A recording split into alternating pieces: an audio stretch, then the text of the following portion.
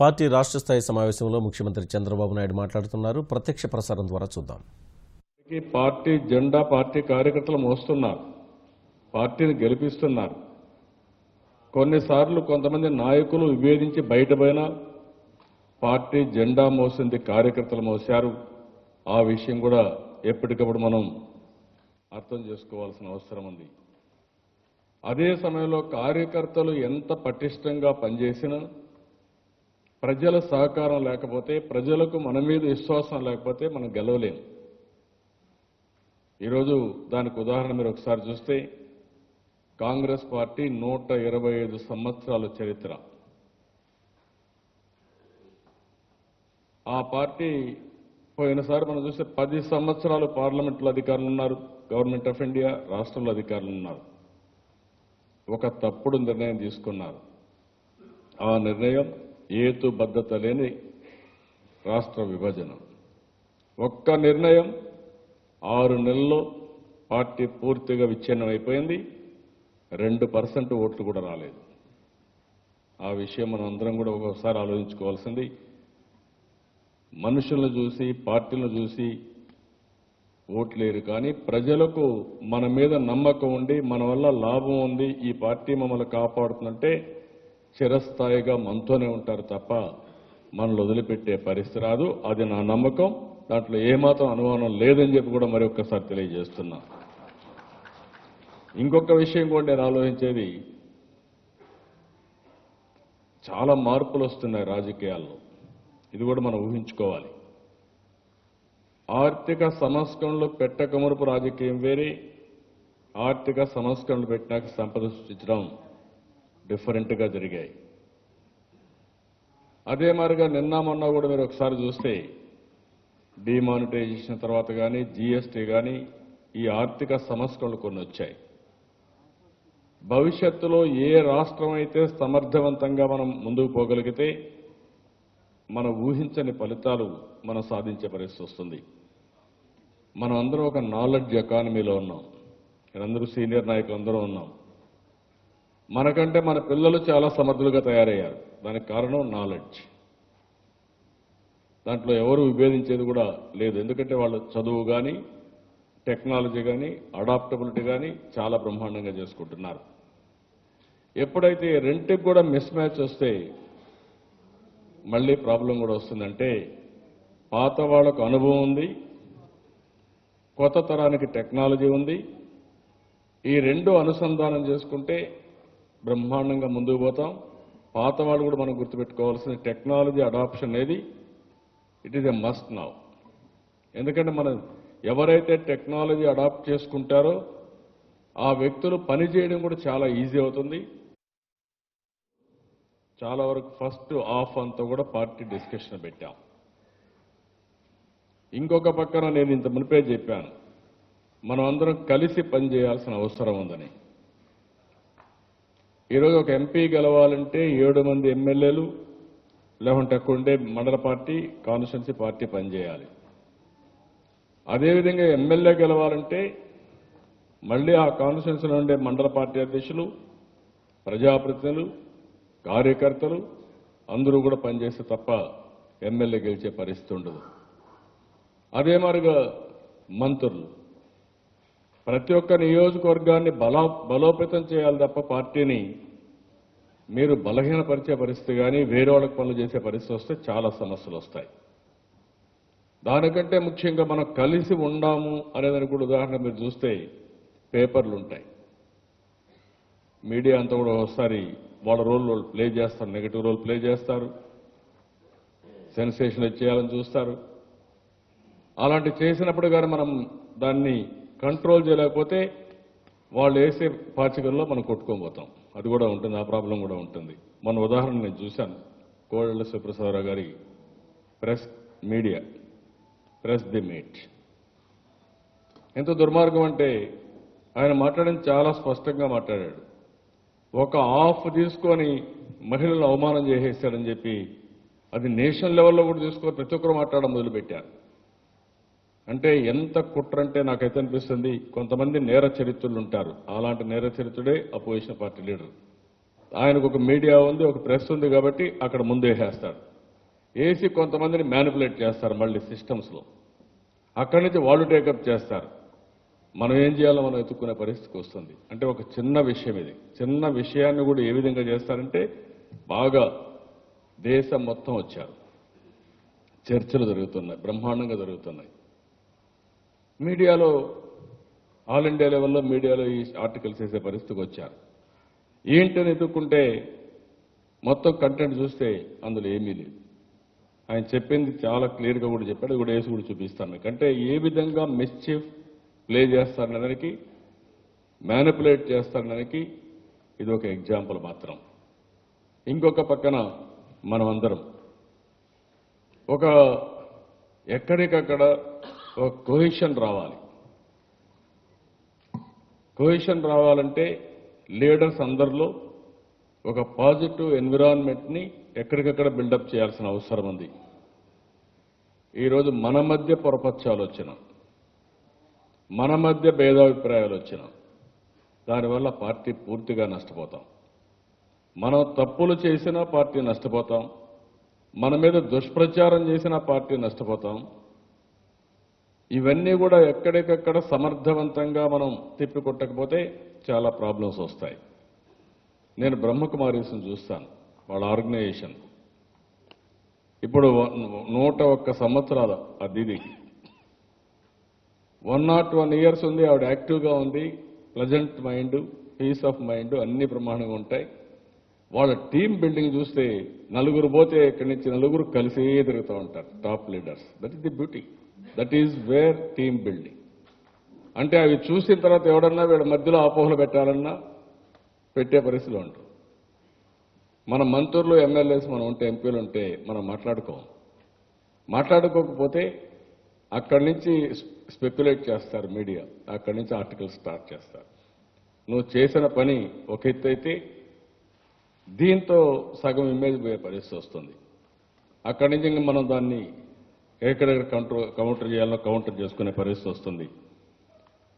అందుకనే ఈరోజు సెషన్లో మనం చాలా స్పష్టంగా పార్టీ ఏ విధంగా ఒక కొహెసివ్గా పనిచేయాలి, వీలైనంత వరకు మీరు ఒకసారి ఒక ట్రాన్స్ఫర్మేషన్ పీరియడ్లో ఉన్నాం, అది కూడా మీరు గుర్తుపెట్టుకోవాలి.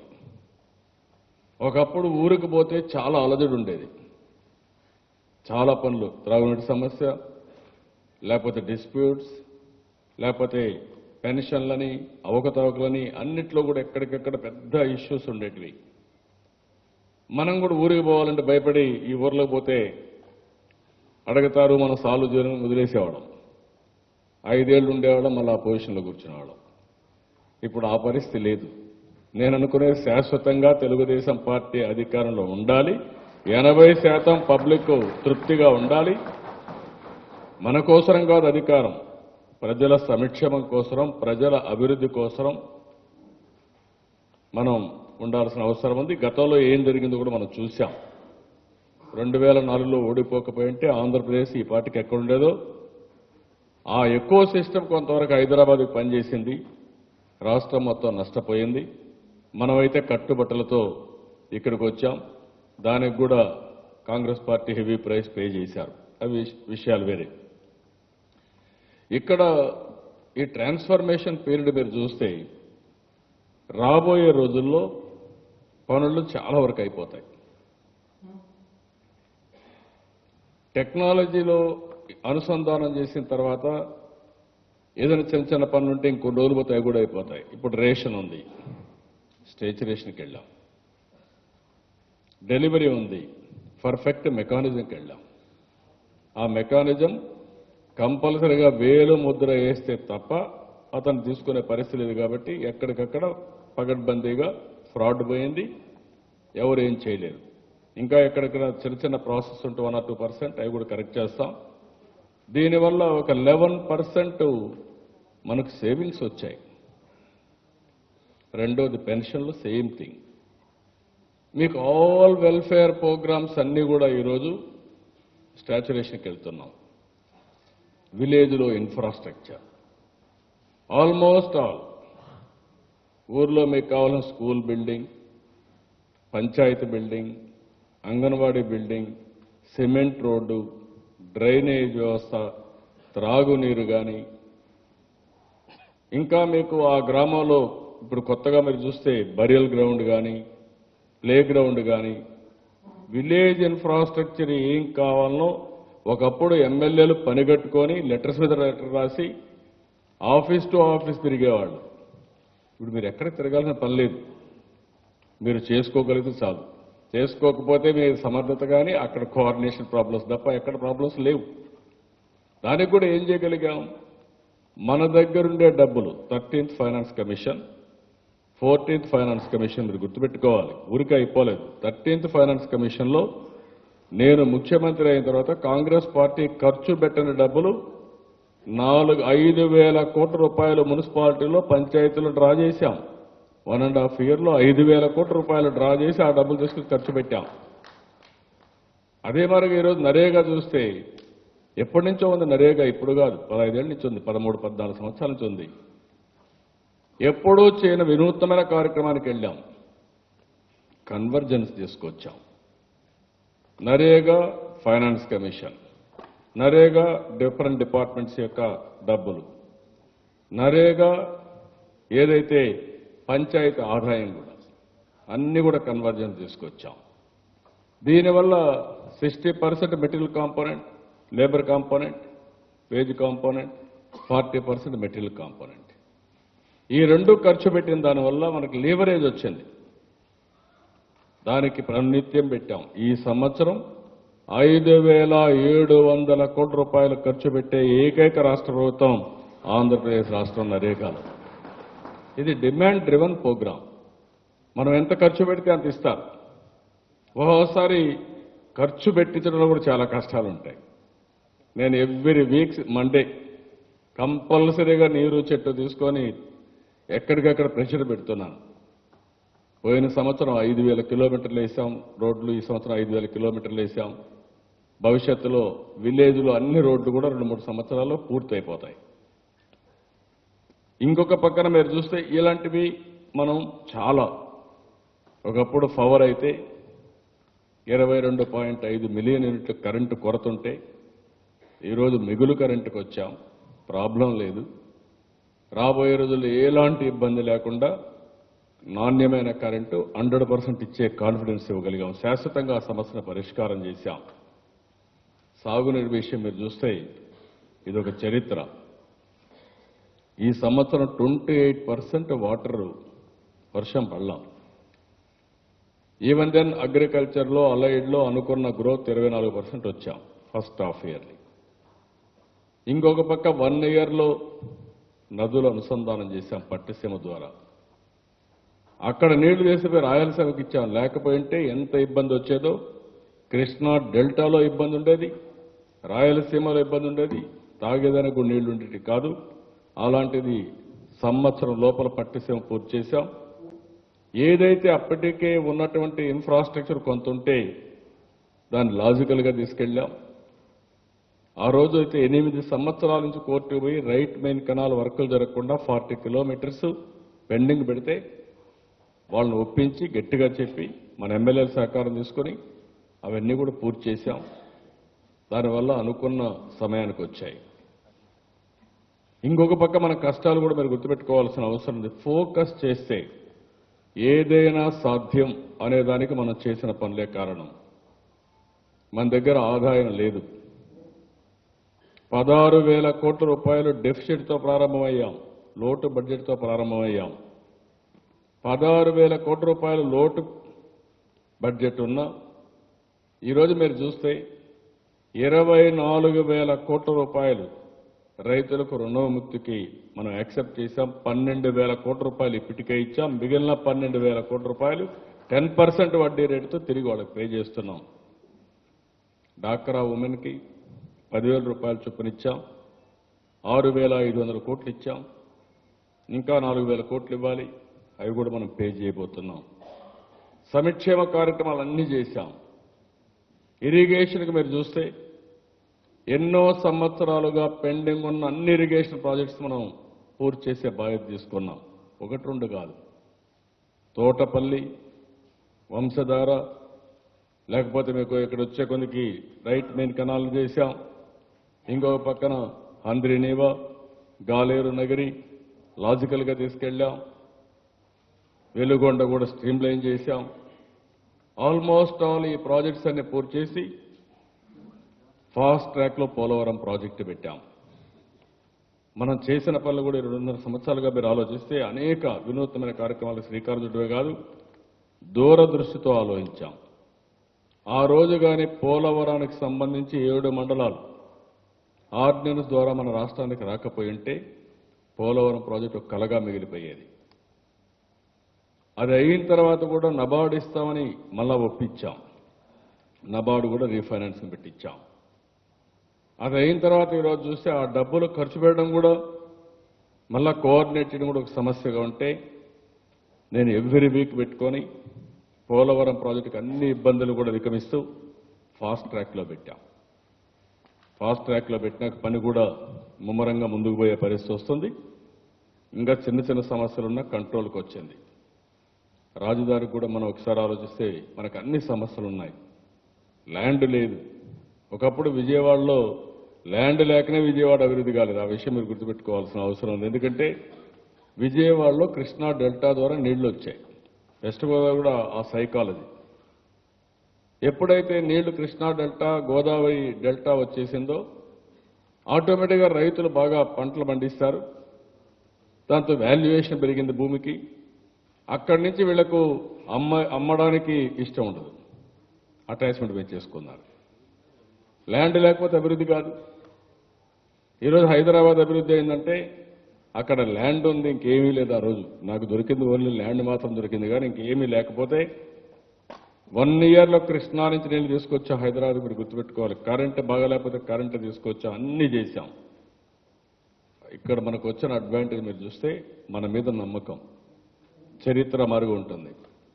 35,000 ఎకరాలు నేను ఒక పిలిపిస్తే ఒక్క పైసా ఖర్చు పెట్టకుండా ల్యాండ్ పూలింగ్ మీద 40,000 కోట్ల రూపాయలు విలువ చేసే ఆస్తి మన మీద నమ్మకంతో మనకి ఇచ్చారంటే అది నమ్మకం. నేను నిన్న ఒక కాన్స్టిట్యున్సీ చూశాను, కోడూరు కాన్స్టిట్యున్సీ. చెంగల్రాయలు ఎమ్మెల్సీ మన పార్టీలోకి వచ్చాడు. అతను ఒక నూతన సాంప్రదాయం పెట్టాడు. నాకు 2 రోజులు టైం ఇవ్వండి సార్ అన్నాడు. నేరుగా వెళ్ళాడు. వెళ్ళి కాన్స్టిట్యున్సీలో కోడూరు ఆ పక్కన అందరం తిరిగి మన లీడర్లు, ఆ లీడర్లు అందరూ కలిసి పార్టీలో చేరకమునిపే కోఆర్డినేషన్ చేసుకొని వచ్చేసాడు. I'm very happy for that. That is the trend we have to establish now. ఒకసారి అది జరిగిందనుకోండి, పార్టీ బలోపేతమైంది. ఇప్పుడు ఒక లీడర్ ఉంటాడు, 2 ప్రాబ్లమ్స్ ఉన్నాయి మనకు.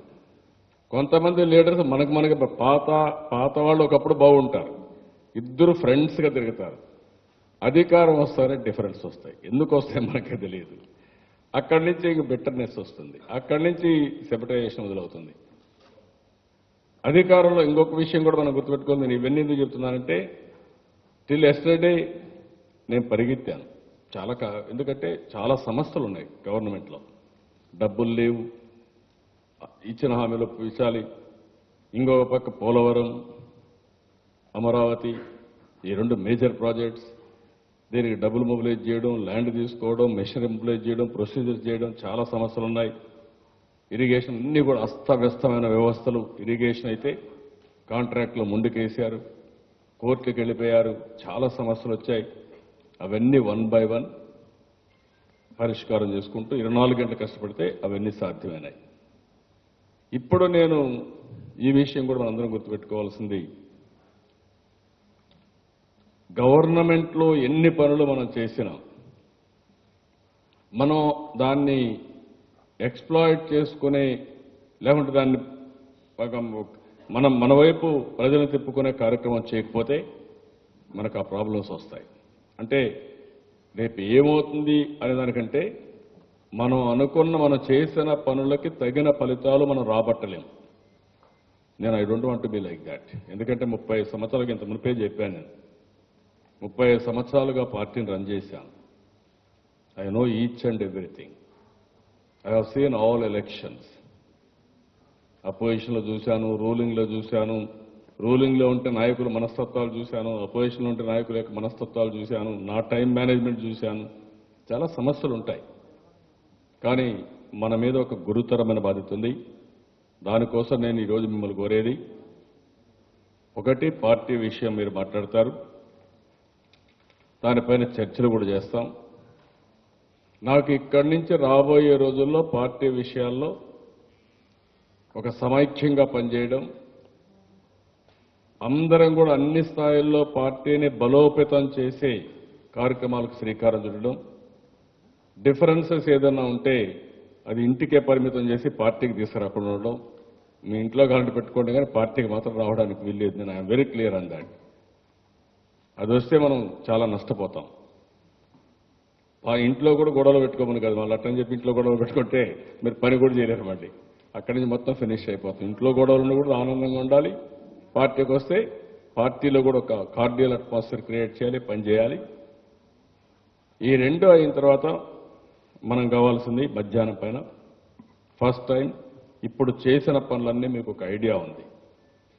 ఒకసారి రివ్యూ చేసుకుంటాం. జిల్లా వారిగా, స్టేట్ వారిగా మనం ఒకసారి సమీక్షలు చేసుకుంటాం. ఆ తర్వాత మీరు మధ్యాహ్నం పైన 2017-18 బడ్జెట్ ప్రతిపాదనలు, మీ సూచనలన్నీ ఇస్తారు.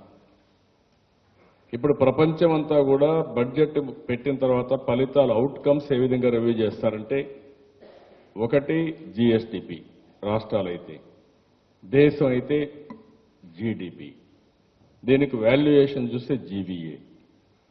ఇది ప్రపంచం మొత్తం గ్రోత్ పారామీటర్స్ ని మానిటర్ చేస్తారు. అవి మధ్యాహ్నం ఎక్స్ప్లెయిన్ చేస్తారు. నేను ఫస్ట్ టైం కలెక్టర్స్ మీటింగ్లో పెట్టినప్పుడు కలెక్టర్స్ కూడా జీఎస్డిపి తెలియదు. అక్కడి నుంచి ప్రారంభించాం. వాళ్ళందరూ నేర్చుకున్నారు. ఇప్పుడు పోటీ పడే పరిస్థితికి వస్తున్నారు. రెండోది, యునైటెడ్ నేషన్స్ 2015 వరకు మినిమం డెవలప్మెంట్ గోల్స్ పనిచేశారు.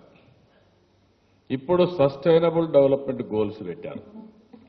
ఇది 2030 వరకు 15 సంవత్సరాలు ఉంటుంది. ఏ దేశం ఎక్కడున్నారు, మినిమం సస్టైనబుల్ డెవలప్మెంట్ గోల్స్ అంటే ఏంటి అప్పటి వరకు, ఇప్పుడు సస్టైనబుల్ డెవలప్మెంట్ గోల్స్ ఏవైతే ఉన్నాయో అవన్నీ కూడా పెట్టారు. దాన్ని మనం కానీ కంపేర్ చేసుకుంటే మనం చేసిన పని యొక్క అవుట్కమ్స్, మనం అందరం బాగా పనిచేసాం అనుకుంటాం. మనం చేసింది ఒకసారి అనలైజ్ చేసుకుంటే వేర్ వీ స్టాండ్ అనేది బెంచ్ మార్క్ వస్తుంది. మనం చేసిన దానిపైన రిసోర్స్ ఖర్చు పెట్టిన తర్వాత దాని ఫలితాలు వస్తే ఆ ఫలితాలు కూడా అవుట్కమ్స్ కంపేర్ చేసుకుంటే మనకు పబ్లిక్ సాటిస్ఫాక్షన్ వస్తుంది. అది కూడా చేయాల్సిన అవసరం ఉంది. కుటుంబ వికాసం, సమాజ వికాసం 15 పాయింట్లు, 10 పాయింట్లు పెట్టాం. ఈ రెండు కాకుండా ఒక ఎకో సిస్టమ్ క్రియేట్ చేయడానికి అన్ని డిపార్ట్మెంట్లలో మనం డబ్బులు ఖర్చు పెడుతున్నాం. ఒక రెగ్యులేటరీ, మున్సిపల్ మన కార్పొరేషన్ ఉంటుంది, రెవెన్యూ, పోలీస్, లేదంటే సో మెనీ డిపార్ట్మెంట్స్, ఆర్టీసీ, లేదంటే ట్రాన్స్పోర్ట్, లేకపోతే commercial taxes, different roles play చేస్తూ ఉంటారు. మీటర్లకు వెళ్ళి నీళ్లు తీసుకుంటున్నారు. ఇక్కడ ఎలక్ట్రిసిటీ కూడా తీసుకోవాలి. వంశధార, నాగావళి 2 రివర్స్ ఉన్నాయి. రెయిన్ఫాల్, హైయెస్ట్ రెయిన్ఫాల్ ఇక్కడ 1200, 1250 ఆ ప్రాంతం రెయిన్ఫాల్ కూడా పడుతుంది. కానీ డెవలప్ కాదు. రాయలసీమలో హిస్టారికల్ రీజన్స్లో అక్కడ వాటర్ లేకుండా పోవడం, చాలా సమస్యలు రావడం. ఇప్పుడు అనంతపూర్ ఉంది. 20 సంవత్సరాల్లో 17 సంవత్సరాలు కరువు, నీళ్లు కూడా లేవు. ఈ సంవత్సరం మళ్లీ కరువు, దగ్గర భయంకరమైన పరిస్థితి. ఇప్పుడు నీళ్లు ఇచ్చాం తాగేదానికి కొంతవరకు. రాబోయే రోజుల్లో పంటలకు కూడా ఇస్తే రాయలసీమకు మనం అనుకున్న ప్రణాళిక కానీ పూర్తి చేయగలిగితే నాకు డెఫినెట్గా 100% చేస్తాం. ఇప్పటికే చాలా వరకు కంట్రోల్ వచ్చింది. నెక్స్ట్ ఇయర్ చాలా వరకు వెసులుబాటు వస్తుంది. దీనివల్ల రాయలసీమ కోస్టల్ డిస్ట్రిక్ట్స్ కంటే మెరుగైనటువంటి అభివృద్ధి చేసే అవకాశం ఉంది. హార్టికల్చర్ హబ్గా తయారయ్యే అవకాశం ఉంది. హార్టికల్చర్లో ఎక్కువ ఆదాయం కూడా వస్తుంది. ప్రకాశం, నెల్లూరు, నెల్లూరు డిఫరెంట్ ఫుటింగ్. ఈ సంవత్సరం వర్షం సరిగా పడలేదు, అందువల్ల ఇబ్బంది పడింది. కానీ ప్రకాశం 2 ప్రాజెక్టులు నెల్లూరుకి బ్యూటిఫుల్గా, సోమశిల, కందలేరు వాటర్ కూడా స్టోర్ చేయడానికి 150 టీఎంసీ పెట్టుకోవడానికి అవకాశం ఉంది. కానీ ప్రకాశం చూస్తే ఇది కూడా ఒక పార్ట్ బ్యాక్వర్డ్ ఏరియా గిద్దలూరు. వాళ్లకు వెల్లుగొండ ప్రాజెక్టు పూర్తి చేస్తే ప్రకాశం జిల్లా కూడా ఇదవుతుంది. ఇప్పుడే స్ట్రీమ్ లైన్ చేశాం. 2018 జూన్ కంతా ఎట్టి పరిస్థితుల్లో వెల్లుగొండ ప్రాజెక్టు పూర్తి చేసి పశ్చిమ తాలూకాలను ప్రకాశం జిల్లాను ఆదుకుంటాం. క్వశ్చనే లేదు. నేను every month every week I'm monitoring. మొన్నే టన్నల్ వర్క్ కూడా స్పీడప్ అయింది. అది కూడా కంప్లీట్ చేస్తాం. దీని మీద ప్రత్యేక దృష్టి నేను పెడుతున్నాను. ఒక 7-8 జిల్లాలు ఫోకస్ పెడుతున్నాం. దానిపైన కూడా మీ ఐడియాస్ని కూడా మీరు ఇవ్వాల్సిన అవసరం ఉంది. రెండోది, ఈ సమయంలో యువత చాలా ముఖ్యం. యువతను డ్రైవ్ చేస్తే ఏదైనా నేను చూస్తున్నాను. ఇటీవల కాలంలో ఎక్కడ పోయినా చూస్తూ ఉంటే నాలెడ్జ్ అండ్ యూత్, ఈ రెండు మీరు చూస్తే డెడ్లీ కాంబినేషన్గా టెక్నాలజీ తయారైంది. వాళ్ళని ఏ విధంగా ఉపయోగించుకుంటాం, ఇంకా ఏ విధంగా చేయాలి, వాళ్ళ యొక్క శక్తి సామర్థ్యాలను ఉద్యోగాలకు కానీ ఇన్నోవేషన్స్కి కానీ ఇంకొక పక్కన ఆంటర్ప్రినర్స్ కానీ అభివృద్ధికి కానీ ఏం చేయాలో మనం వర్కౌట్ చేయాల్సిన అవసరం ఉంది. మనం ఇంత మునుపు కూడా చెప్పాం వాళ్ళని ఆదుకుంటామని. గవర్నమెంట్లో ఉద్యోగాలు ఇస్తున్నాం, ప్రైవేట్ ఉద్యోగాలు క్రియేట్ చేస్తున్నాం, ఇంకా క్రియేట్ చేస్తాం.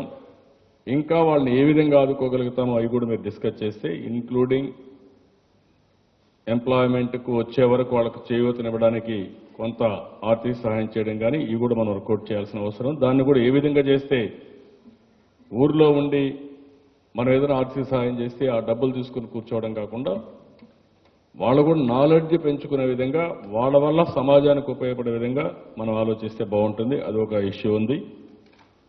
ఇంకొక పక్కన మనం ఎన్టీఆర్ క్యాంటీన్ కూడా పెట్టాలనుకున్నాం. అవి కూడా వర్కౌట్ చేసుకోవాలి. ఇవన్నీ కూడా ఫీల్ గుడ్ ఫ్యాక్టరీ కింద అభివృద్ధి సంక్షేమాన్ని ఎట్లా బ్యాలెన్స్ చేయాలి.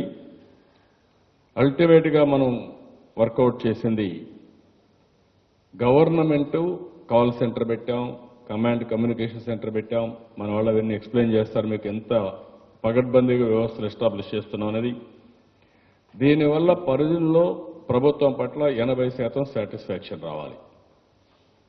80% సాటిస్ఫాక్షన్ రావడానికి ఎక్కడో బెంచ్ మార్క్ చేసుకుంటున్నాం, ముందుకెళ్తున్నాం. అవి కానీ చేయగలిగితే మనం ఒక ఐఏఎస్ టార్గెట్ పెట్టుకున్నాం.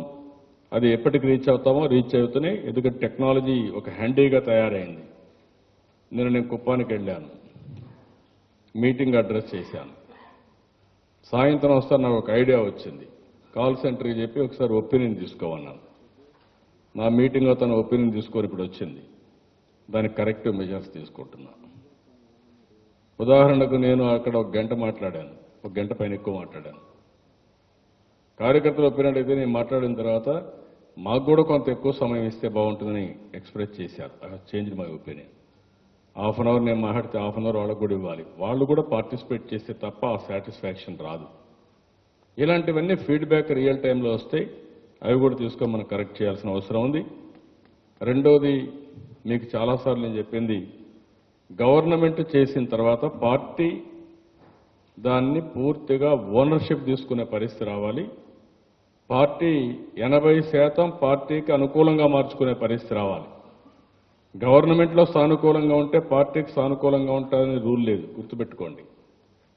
ఓసారి సమర్థవంతమైన నాయకత్వం ఉంటే అక్కడక్కడ చిన్న చిన్న గవర్నమెంట్లో సమస్యలున్నా ఆ నాయకుడు దాన్ని పాజిటివ్గా కన్వర్ట్ చేసుకొని ఎస్టాబ్లిష్ చేసుకుంటున్నారు. అవి కూడా నేను చూశాను. అవి కూడా నేను ఎప్పటికప్పుడు రిపోర్ట్స్ తెప్పిస్తున్నా, మీకు కూడా షేర్ చేస్తున్నాం. కాబట్టి దీన్ని పార్టీ పరంగా కూడా 80%కి తీసుకెళ్ళాలి. దాన్ని కూడా మనం వర్కౌట్ చేయాల్సిన అవసరం ఉంది. ఎందుకంటే ఈరోజు మనం గుర్తుపెట్టుకోవాల్సింది, రాష్ట్రంలో ఇబ్బందులుండే రాష్ట్రం. మన మీద నమ్మకం పెట్టుకొని మనకు ఓటేసిన, పోయినసారి ఎవరు నన్ను ఓడించలేదయ్యా. నేను ఆ రోజు అహెడ్ ఆఫ్ టైమ్స్ వెళ్ళిపోయాను. దానివల్ల నేను దెబ్బతిన్నాను, రాష్ట్రానికి దెబ్బ వచ్చింది. భవిష్యత్తులో ఆ సమస్య రాదు. అన్ని విషయాలు నేను బ్యాలెన్స్ చేసుకుంటున్నా. ఎప్పటికప్పుడు బ్యాలెన్స్ చేసుకొని వెల్ఫేర్, డెవలప్మెంట్, ప్రజాభిప్రాయాన్ని అన్ని బ్యాలెన్స్ చేస్తున్నా. కాబట్టి ఎవ్వరూ ఏమీ చేయలేరు. ఇండియాలో కూడా ఎలక్షన్ టు ఎలక్షన్ మీరు ఒకసారి చూస్తే, ఎగ్జాంపుల్ చెప్పా, ఒరిస్సా ఒక మోడల్, ఛత్తీస్గఢ్ ఒక మోడల్, మధ్యప్రదేశ్ ఒక మోడల్, ఇవన్నీ డిఫరెంట్ మోడల్స్. గుజరాత్ ఒక మోడల్, మంది ఒక మోడల్. ఇందులో కొంతమంది డెవలప్మెంట్ చేసి కంటిన్యూ కావాలనుకుంటున్నారు, కొంతమంది డెవలప్మెంట్ చేయకపోయినా పర్వాలేదు సెంటిమెంట్ ప్రొవోక్ చేసి శాశ్వతంగా అధికారంలో ఉండాలనుకుంటున్నారు. నేను ఆలోచించేది దేశంలోనే డెవలప్మెంట్లో నెంబర్ 1 రాష్ట్రంగా ఆంధ్రప్రదేశ్ ఉండాలి. అదే సమయంలో నెంబర్ 1 మ్యాండేట్ కూడా మనకే రావాలి. ఆ విషయం కూడా మీరు గుర్తుపెట్టుకోవాల్సిన అవసరం ఉంది. మీరు డెవలప్మెంట్ చేయండి సార్, మేము మాత్రం మా పని మేము చేస్తాం, పని చేయం, దానివల్ల ఓట్లు పడకపోతే మళ్ళీ మీ తప్పైన పరిస్థితి ఉంటే కరెక్ట్ కాదు. దానికి మళ్ళీ సాఫ్ట్ స్కిల్స్ కావాలి. నేను I'm very clear in this. Development ఎంత ముఖ్యమో మన బిహేవియర్ అంత ముఖ్యం. డెవలప్మెంట్ ఎంత ముఖ్యమో మనం పబ్లిక్లో అనుసంధానం అంత ముఖ్యం. మనం చేసే పని ప్రజలు మెచ్చాలి, మనం చేసే పనులు కార్యకర్తలు కూడా అప్రిషియేట్ చేయాలి. అప్పుడే మనకు ఇవన్నీ సాధ్యం అవుతాయి. నేను దానికే మీరు ఇప్పుడు చూస్తుంటారు, ప్రభుత్వం పని పరిగెత్తాను. ఇప్పుడు 3 గంటలు, రోజుకు 2-3 గంటలు పార్టీకి పెట్టుకున్నాం. నెలకొకసారి ఇది అవుతాను మళ్ళా సమీక్షలు పెట్టుకున్నాం నిర్మోహమాటంగా. ఎందుకంటే రేపు ఎన్నికలప్పుడు ప్రజలు మంచిని మంచి అంటారు, చెడును చెడ్డ అంటారు. ఎవరు ఓటేయాలని వాళ్ళు స్వేచ్ఛగా నిర్ణయించుకుంటారు. అక్కడ మొహమాటాలు బంధువైనా ఓటేయరు, కులమైనా ఓటేయరు. కొంతమంది అనుకుంటే కులం ఉంటే ఓటేస్తామని. కులం కూడా ఓటేసింది ఎవరికి ఉండదు. ఆ నాయకుడి యొక్క వ్యక్తిత్వం, ఆ నాయకుడి యొక్క వల్ల ప్రయోజనం ఉందనుకుంటే ఓట్లేస్తారు, తప్ప ఇంకోటి కాదు. ఈరోజు తెలంగాణ ఉంది, సీఎంకి ఎక్కడుందండి కులం? ప్రధానమంత్రి ఉన్నాడు, మొన్నటి వరకు గుజరాత్లో ఉన్నాడు, ఆయనకి ఎక్కడ కులం పనిచేసింది? చాలా అంటే లీడర్షిప్ అని చూస్తారు తప్ప ప్రపంచం మొత్తం ఏ స్థాయిలైనా. నేను చూశాను ఒక చిన్న ఎగ్జాంపుల్. చంద్రగిరి కాన్స్టిట్యున్సీలో ఒక అమ్మాయి జిల్లా పరిషత్ అయింది, నా కాన్స్టిట్యున్సీని. ఒకప్పుడు ఇటీవల కాలంలో ఏది మీకు అందరికీ ఇది కూడా ఇంపార్టెంట్, పార్టీలో ఉంది. సరే 4-5 సార్లు బోర్డు కూడా చూశాను అమ్మాయిది. ఎక్కడ పైన యాక్టివ్గా డిస్ప్లే కానీ అవన్నీ ఉంటే చూశాను. నిన్న నన్ను రిసీవ్ చేసుకొని వస్తే ఏంటమ్మా ఏ ఊరి మీద అన్నాను. ఇక్కడే సార్ ఐతేపల్లి. అంత మునుపు ఐతేపల్లి అని చెప్పారు, నాకు ఊరి పేరు కూడా చెప్పారు. ఎవరైనా నేను రీకలెక్ట్ చేసుకోలేకపోయాను అమ్మాయిని. వాళ్ళ బంధుత్వంగా ఎప్పటి నుంచో నేను ఫస్ట్ ఎమ్మెల్యే ఎక్కడయ్యాను కాబట్టి, పక్క ఊర్లు కాబట్టి. నేను అడిగితే ఆ అమ్మాయి కడప నుంచి మ్యారేజ్ అయిన దగ్గరికి వచ్చింది. కమ్యూనిటీ బీసీ గాండ్ల, ఎంఈ చదువుకుంటా ఉంది, షీజ్ ఇన్ పాలిటిక్స్. అంటే ఎంఈ చదివిన వాళ్ళు బీఈ కంప్లీట్ చేసి ఎంఈ చదివిన వాళ్ళు కూడా ఇప్పుడు మన దగ్గర ఉంటే వాళ్ళని మనం రికగ్నైజ్ చేసి షేప్ చేయలేకపోతున్నాం. మళ్ళా చదువు ఒకటే లాభం లేదు. చాలా మంది బాగా చదువుకున్న వాళ్ళు కూడా రాజకీయాల్లోకి వచ్చి ఫ్లాప్ అయిన సందర్భాలు కూడా ఉన్నాయి. కానీ వాళ్ళు అలాంటి చదువుకున్న వాళ్ళు కానీ ఈ పొలిటికల్ యాక్సెస్ కానీ రాగలిగితే బ్రహ్మాండమైన ఫలితాలు వస్తాయి. అంటే మనకు తెలియకుండా కూడా లీడర్షిప్ ఉంది. ఆ లీడర్షిప్ను మోల్డ్ చేసుకోవడంలో చాలా ఇంపార్టెంట్ విషయం మీరు గుర్తుపెట్టుకోవాల్సిన అవసరం ఉంది. కాబట్టి ఇవన్నీ కూడా ఈరోజు రేపు మనం ఉంటాం కాబట్టి, ఈరోజంతా మనం ఉంటాం కాబట్టి నేను మిమ్మల్ని అందరినీ గుర్తుపెట్టుకోవాల్సింది సీరియస్ డిస్కషన్ తీసుకుందాం. Learning is a continuous process. నేను నిన్న కాన్స్టిట్యున్సీ పోతే ఒక 3 గంటలుంటే I learn so many things. నేను మిస్ అయిన విషయాలన్నీ కూడా నేను ఇమీడియట్ కరెక్ట్ చేసుకోగలిగాను. ఎప్పుడైతే నేర్చుకోవడానికి నిరంతరం సహకరిస్తామో మనకు ఆటోమేటిక్గా కలిసి వస్తుంది. రెండో, సీయింగ్ ఈజ్ బిలీఫ్. అది కూడా గుర్తుపెట్టుకోవాలి. మీరు కానీ తిరగకుండా ఇంట్లో కూర్చొని రాజకీయం చేసినా, ఇంట్లో కూర్చొని పనులు చేయాలనుకున్నా చేయలేం. అది కూడా మనం చేయాల్సిన అవసరం ఉంది. ఇప్పుడు నా కాన్స్టిట్యున్సీ ఒక ఎగ్జాంపుల్. దానికి నేను ఎమ్మెల్యేగా ఉండి నేను ఇంకా ఎక్కువ టైం ఇవ్వగలిగితే ఇంకా ఎక్కువ ఐడియాస్ కూడా వస్తూ ఉంటాయి. నిన్న కొన్ని నేను డిస్కస్ చేసిన తర్వాత స్పాట్లో చాలా నిర్ణయాలు కూడా చేశాం. కాబట్టి ఈరోజు ఈ మీటింగ్ వల్ల నేను ఒకటే పార్టీ నాయకత్వాన్ని మొత్తాన్ని కోరుతున్నా. ఇటీవల ఇవి చెప్పకపోతే కూడా ప్రాబ్లం ఉంటుంది, మీకు అది కూడా ఒక ఐడియా ఉండాలి. ఆల్ ఆఫ్ ఎ సడన్ ఒక 4-5 జిల్లాల్లో నెగిటివ్ ఆర్టికల్స్ మొదలుపెట్టారు. Very bad. కడాన ఒక వ్యక్తి నన్ను అడిగాడు, సార్ ఏంటి సార్ మీ పార్టీలో క్రమశిక్షణ ఉండే పార్టీలు ఇవన్నీ జరుగుతున్నాయి ఏంటి సార్ అని అడిగారు. నిజంగా నేను షాక్ తిన్నా. మనం బిజీగా ఉంటే పేపర్ చూడకపోవచ్చు, మనం బిజీగా ఉంటే పేపర్లో వచ్చిన ఇగ్నోర్ చేయొచ్చు, కానీ పబ్లిక్లో మాత్రం దాని ప్రభావం ఉంటుంది. ఆ రోజుని డిసైడ్ చేసుకుని నేను చిన్న తప్పు చేశాను, టైం ఇవ్వకుండా అక్కడి నుంచి స్టార్ట్ చేశా. ఇంకా ఎక్కడన్నా స్టేట్మెంట్ వస్తే నెక్స్ట్ డే మీకు ఫోన్ వస్తుంది ఆర్ మెసేజ్ వస్తుంది. ఒకవేళ మీరు కానీ కరెక్ట్ చేయకపోతే నేనే పిలిపించి మాట్లాడతా. ఎందుకంటే మనలో కొహిషన్ లేకుండా ఉంటే మాత్రం ఎన్ని పనులు చేసినా వేస్ట్ అవుతుంది. కాబట్టి దానికి ఫుల్ స్టాప్ పెట్టాలి.